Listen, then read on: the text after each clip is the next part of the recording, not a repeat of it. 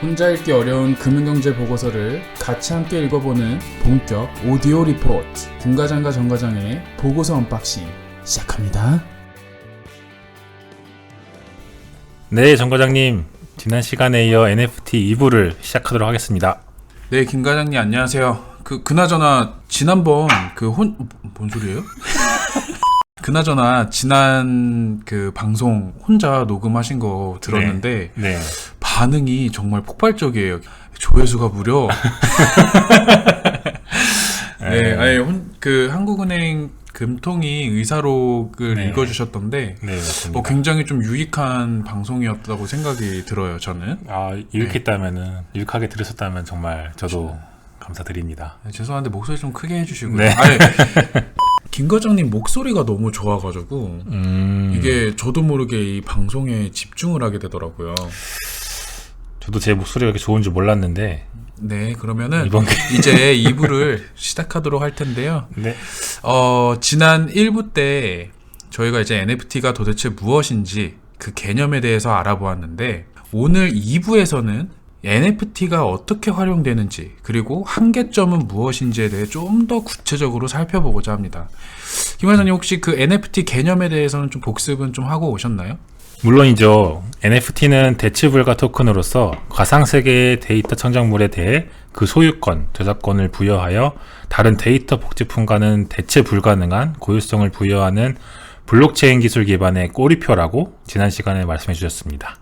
오, 김 과장님은 나이가 들면 들수록 뇌가 말랑말랑해지시는지 정말 기억력이 되게 좋으시네요.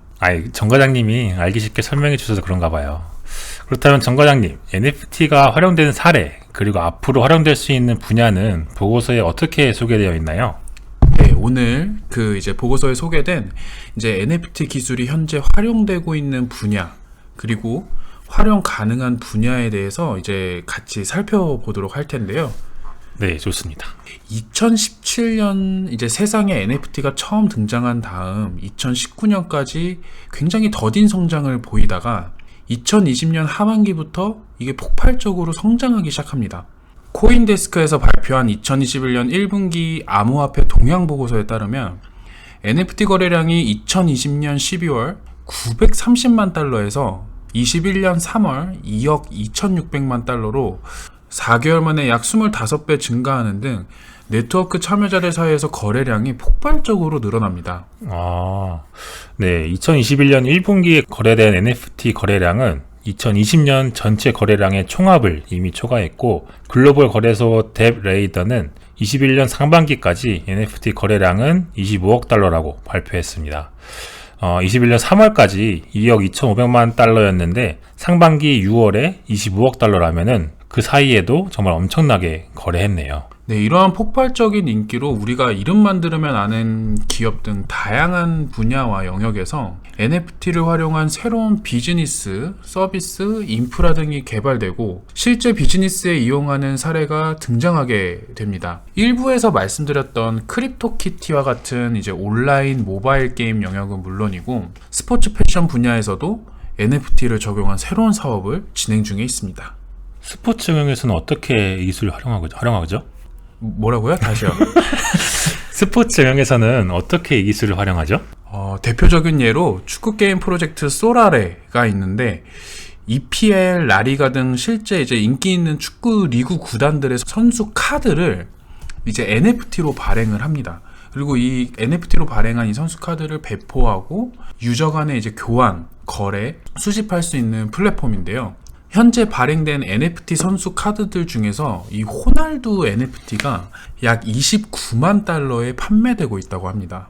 와, 어찌 보면 정말 데이터로 이루어진 호날두 카드일 뿐인데 NFT라는 꼬리표가 붙음으로써 그 희소성으로 자산으로서의 가치가 형성되는군요. 뿐만 아니라 메타버스 가상현실 내에서도 NFT를 활용하는 경우를 볼 수 있는데요. 대표적으로 디센트럴랜드, 더 샌드박스, 업랜드, 이 세 가지가 있습니다.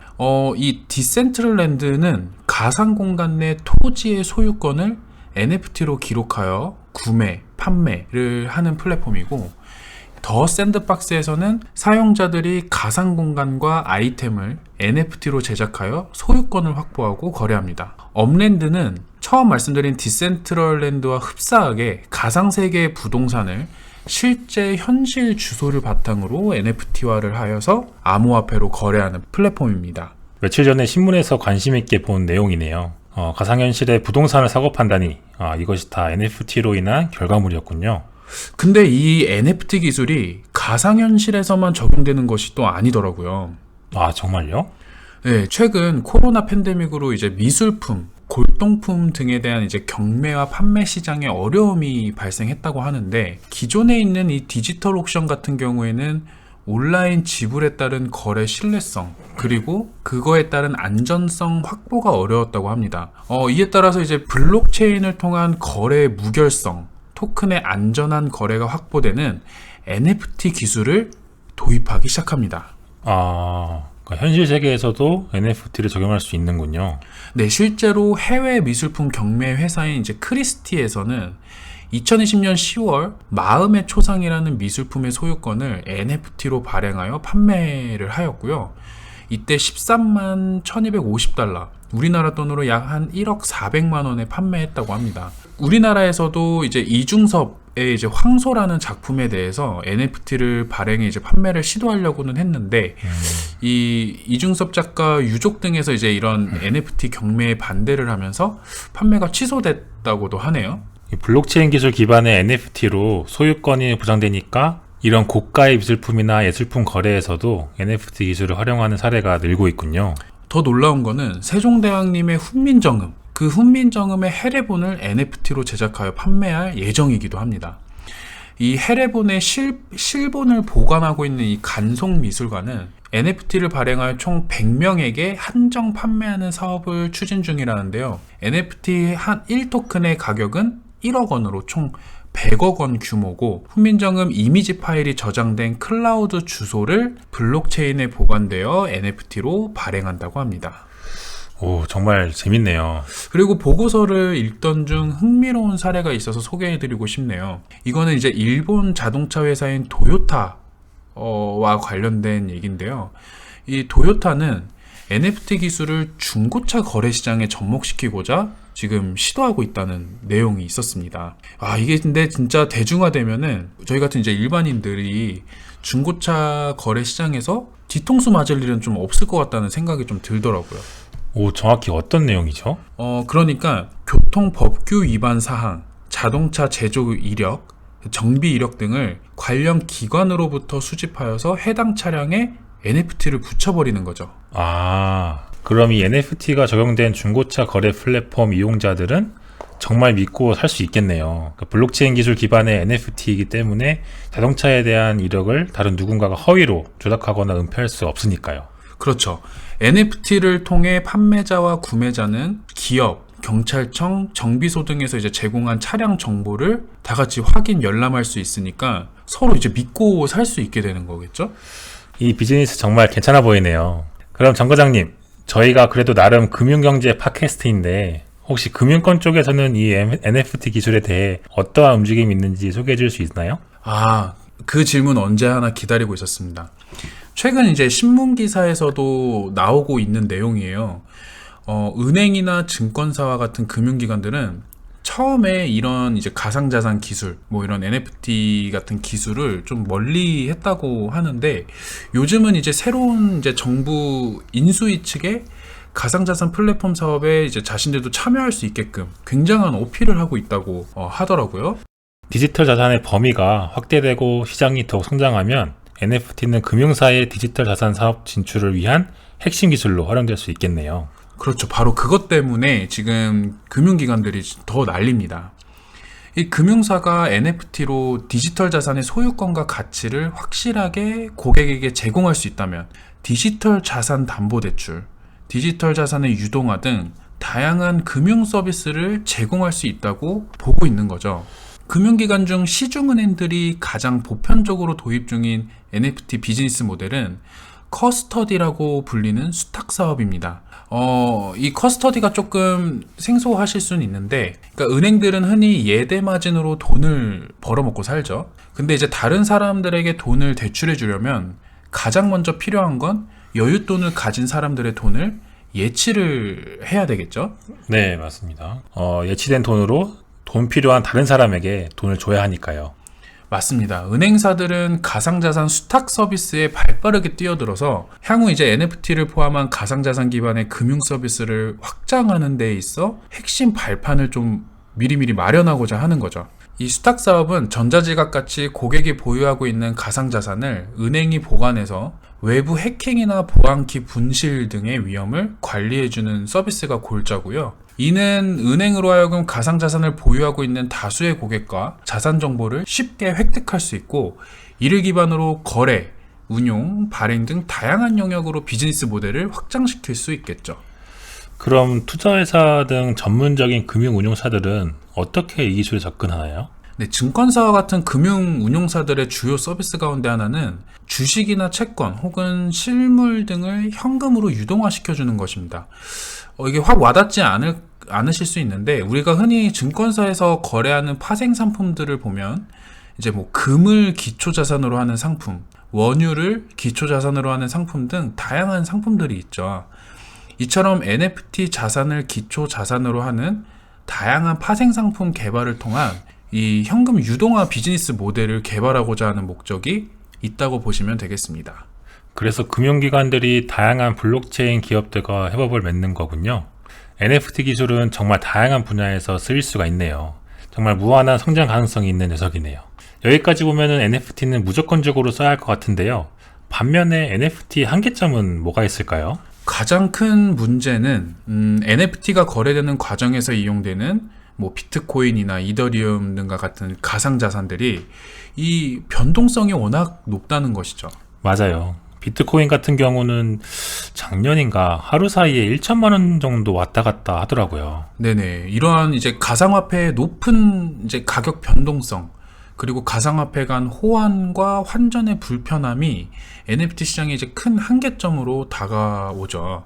이에 실물 화폐와 1대1 매칭을 하여 발행되는 스테이블 코인을 통한 거래, 혹은 현실 화폐, 우리가 흔히 지금 현실 세계에서 쓰고 있는 현금을 통한 거래 방안 도입을 검토 중에 있으나, 이 스테이블 코인 역시 가상자산의 한 종류이고, 이 현금 거래 같은 경우 현재 블록체인 네트워크 내에서 직접 처리할 수가 없대요. 그래서 별도의 정산 절차를 도입해야 하는 등 굉장한 난제가 있기 때문에 이마저도 좀 쉽지 않은 상황이죠. 그리고 어찌 보면 NFT가 신기술이기 때문에 이와 관련된 여러 법, 제도적 벽에도 걸어막힐 수 있겠군요. 맞습니다. 어찌 보면 그동안 시장 거래의 형태는 채권, 부동산 등 이제 실물을 현금이랑 가치를 매겨 이제 거래를 했다면, NFT를 도입할 수 있는 대상이 이제 지식재산 전반으로 확대됨으로써 전에 없던 형태의 거래들이 많이 발생되겠죠. 그러나 아직 국가 지식재산 정책 어디에서도 이 NFT 블록체인 기반 지식재산 거래를 검토하고 있지 않다고 합니다. NFT는 저작권, 소유권과 같은 권리와 관련된 만큼 법적 안정성을 확보하는 것이 굉장히 필요한 시점입니다. 네. 지난 시간에 이어 NFT의 실제 활용 사례, 한계점에 대해서 알아볼 수 있는 시간이었네요. 네, 저희도 이 보고서들을 읽으면서 이 블록체인 기술, NFT 기술에 대한 내용을 자세히 알아볼 수 있어서 좋았습니다. 끝으로 이제 국회 입법조사처에서 발행한 보고서 중에서 이번 컨텐츠의 주제를 담고 있는 문단이 있어가지고 해당 문단을 인용하면서 마무리하고자 합니다. 우리 그 목소리 좋은 김 과장님이 읽어주시면 좋을 듯 싶은데요. 네. 가치 중립적인 기술 혁신이 반드시 바람직한 미래를 구현하는 것만은 아니다. 인간의 욕망과 결합되어 예측 못한 부작용도 잉태한다. 사행성, 디지털 특유의 보안과 해킹 문제, NFT화한 예술품의 탈세와 자금 세탁 문제 등이 발생할 수 있다. 예측 가능한 문제들을 냉철히 고민하고 대응해야 할 것이다. 네. 2부에 걸쳐서 이 NFT 주제를 다뤄봤는데요. 저희도 이제 준비하면서 좀 많이 알게 되었고, 생소한 영역이어가지고 이 청취자분들께 과연 잘 전달할 수 있을 거라 좀 걱정을 많이 했는데, 뭐 재미도 없으셨을 텐데 들어주시느라 고생 많으셨습니다. 감사합니다. 네, 저희가 요번 이제 NFT 주제에 대해서 이제 준비하면서 참고했던 보고서들을 또 말씀드려야 되겠죠? 네. 먼저 하시죠. 네. 한국인터넷진흥원에서 2021년 9월에 발표한 NFT 기술의 이해와 활용, 한계점 분석. 그 다음에 하나금융경영연구소에서 21년 8월에 발행한 메타버스의 핵심, NFT와 가상경제. 그리고 KDB 미래전략연구소에서 2021년 8월에 발표한 NFT, 디지털 자산시장의 진화. KB금융지주 경영연구소에서 21년 3월에 발행한 블록체인 시장의 다음 메가 트렌드, NFT. 그리고 자본시장연구원에서 21년 11월에 발표한 대체 불가능 토큰, 시장 동향과 규제 논의. 그리고 국회 입법조사처에서 21년 12월 발행한 NFT 블록체인을 활용한 디지털 자산의 가치 창출. 그리고 마지막으로 코스콤에서 올해 1월에 발표한 NFT 금융 서비스의 대두. 네. 이렇게 총 저희가 한 7개의 보고서를 참조를 했고요. 다음 방송은 조금 재밌는 주제로 좀 준비해야 될 것 같아요. 네, 알겠습니다. 일단은 김 과장님부터 다른 분을 교체하던가. 네, 아무튼 긴 시간 들어주셔서 감사합니다. 감사합니다.